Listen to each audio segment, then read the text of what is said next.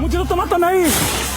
23 সেপ্টেম্বরের রাত খাগড়াছড়ি সদরস্থ সরকারি উচ্চ বিদ্যালয়ের এক অষ্টম শ্রেণীর মারমা ছাত্রী ধর্ষণের শিকার হয়েছে এমন অভিযোগ।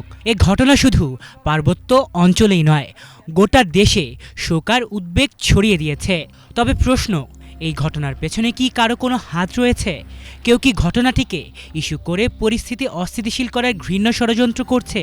এই ঘটনার পেছনে কি পতিত স্বৈরাচারী শক্তির অশুভ হাত রয়েছে? তাই এখন আলোচনার কেন্দ্রবিন্দুতে।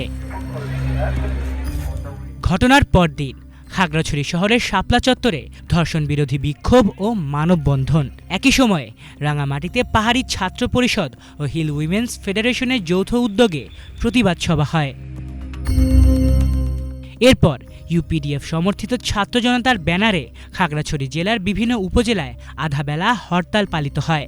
বাস ও যানবাহন থামানো, রাস্তার গ্লাস ভাঙচুর, গাছ ফেলা এবং মোটরসাইকেলে আগুন, জনজীবন বিপর্যস্ত হয়। এক পর্যায়ে খাগড়াছড়ি সরকারি কলেজ মাঠে ধর্ষণ বিরোধী মহাসমাবেশ অনুষ্ঠিত হয়। প্রায় 1200 থেকে 1300 জন মানুষ সমাবেশে অংশ নেন। সমাবেশের পাশ দিয়ে যাওয়া সেনাবাহিনীর একটি গাড়ি লক্ষ্য করে আক্রমণ চালানো হয়। একটি পিকআপ ভাঙচুর হয় এবং 4 সেনা সদস্য আহত হন। ইউপিডিএফ সমর্থিত অবরোধে সাজিকের পর্যটকরা আটকে পড়েন। রাস্তার আগুন ও ধ্বংসের কারণে স্কুল ও হাসপাতালের রোগীরা দুর্ভোগের মুখোমুখি হন। অজ্ঞাতনামা সন্ত্রাসীরা ককটেল বিস্ফোরণ ঘটায়। পাল্টা প্রতিক্রিয়ায় আরও বিস্ফোরণ ঘটে। জেলা প্রশাসক 144 ধারা জারি করেন এবং পরিস্থিতি ধীরে ধীরে শান্ত হয়। সরকার ও সেনাবাহিনী জানায়, শান্তিপূর্ণ প্রতিবাদে কোনো বাধা দেয়া হয়নি, তবে পরিকল্পিত সহিংসতা লক্ষ্য করা গেছে।